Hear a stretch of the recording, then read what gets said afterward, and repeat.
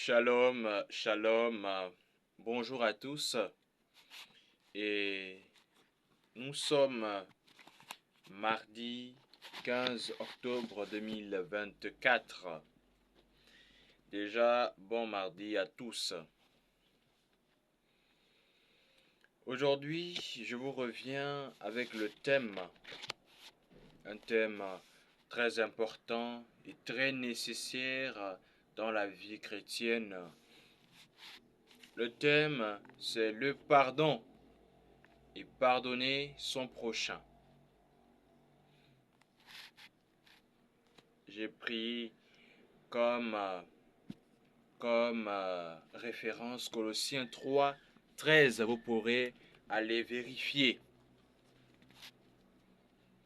Il existe un dicton dans le langage humain qui dit « Une faute avouée est à moitié pardonnée ». Le pardon est le fait de remettre à une personne sa dette, sa faute et ses offenses. Il implique automatiquement et nécessairement le fait d'oublier la faute, la dette et de laisser pour toujours. Il faut oublier et laisser pour toujours, même si on sait qu'il y a toujours des rancunes. Pardonner, c'est oublier ce qu'une personne nous a fait et ne plus en parler. Certes, on dit souvent qu'on oublie, on pardonne mais on n'oublie pas. Mais il faut pardonner et ne plus en parler.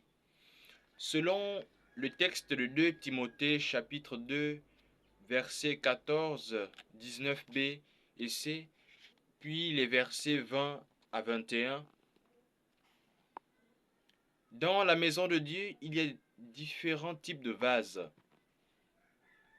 Mais Dieu nous appelle tous ses enfants et à être des vases d'honneur.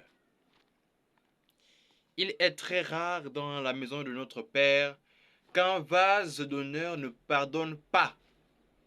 Et il est anormal qu'il s'endurcisse dans la rancune et la colère en trouvant des excuses pour ne pas pardonner à son frère, à sa sœur.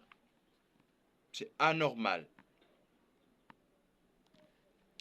Les vases d'honneur en question dont je suis en train de parler, c'est la sœur, le frère, la mère de Jésus qui s'éloigne de l'iniquité et qui a l'attitude de cœur à pardonner. Ce sont ceux-là. Frères et sœurs, parents, amis et connaissances, faire du mal à son frère ou à sa sœur, encore de la même famille, ce qui est probablement un peu grave, voire refuser de se réconcilier avec lui ou elle, c'est faire du mal à son âme et à l'âme de notre Père céleste. C'est très dangereux. Dieu a fait de nous pour son Fils. Dieu a fait de nous pour son Fils selon 1 Pierre 2, 4, 10 à 10, des sacrificateurs. Je répète, Dieu a fait de nous, selon 1 Pierre 2, chapitre 2, versets 4 à 10, des sacrificateurs. Et de ce fait, nous devons être dans la disposition, d'accord, dans toutes les dispositions possibles pour entrer dans sa présence, pour rentrer dans la présence du Christ et rentrer dans une atmosphère divine et sainte. En effet, Jésus, dans la prière de notre Père qu'il enseigne à ses disciples, à ses apôtres, délivre une des valeurs fondamentales du christianisme. D'accord? Donc, notre Père, d'accord, ça délivre des valeurs très fondamentales du christianisme.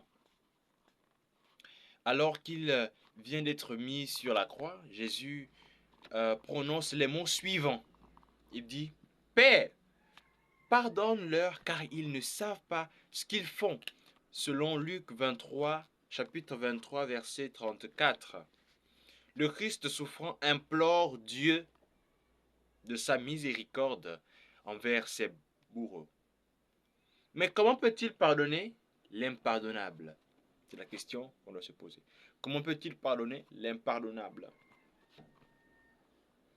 Jésus montre à ses disciples un chemin de conversion qui réconcilie le pécheur à Dieu, même lorsqu'il a commis l'irréparable.